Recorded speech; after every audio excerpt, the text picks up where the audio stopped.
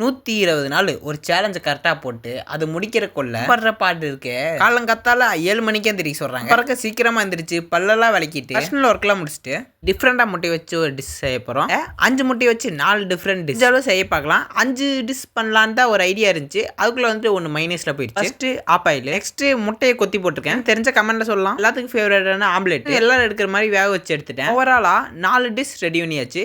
இதில் இன்னொரு டிஷ்ஷும் செஞ்சிருக்கலாம், ஆட் பண்ணிக்கலாம். அப்போ ஞாபகம் வரல, இப்போ ஞாபகம் வருது. அதோட கொஞ்சம் ரைஸ், கொஞ்சம் சாம்பார். வெளியே போனால் கருத்துருவன் நாட்டிருக்கேன். அந்த அளவுக்கு வெயில் பட்டை கிளப்பிட்டு இருந்துச்சு. எனவே பயங்கர கலரில் வேற இருக்குமா, வெளியே போயிட்டோம்னா அவ்வளோதான். நம்ம கையில் பார்த்தாவே என்ன தோணும், pre workout oats ready பண்ணி சாப்பிட்டு ஜிம்முக்கு கிளம்பிட்டேன். தெரியல, நம்ம எல்லாம் கரெக்டாக பண்ணுறதுனால மழை வந்துருச்சாட்டு இருக்கு. அதுக்காக இந்த ஊரில் இருக்கவங்க கொஞ்சம் நல்லது நடக்குன்னா நல்லதானே. ஜிம்முக்கு வந்துட்டு லைட் எல்லாத்தையும் ஆன் பண்ணி விட்டு நம்ம ஒர்க் அவுட் குள்ள இறங்கி கொஞ்சம் பீஸ்ஃபுல்லாக லெக் ஒர்க் அவுட் முடிக்கணும். ஏதாச்சும் ஒரு சாக்கு போக்கு சொல்லி இந்த லெக் ஒர்க் அவுட் மட்டும் ஈஸியாக ஸ்கிப் பண்ணி விட்டுறேன். அதனால கடைசியாக போட வேண்டிய லெக் ஒர்க் அவுட்டை ஒரு நாள் வந்து அட்ஜஸ்ட் பண்ணி முன்னாடி வச்சுட்டேன். லெக்கில் வந்து squat, leg press, leg extension, curl, அப்புறம் calves raise, leg workout கதம்.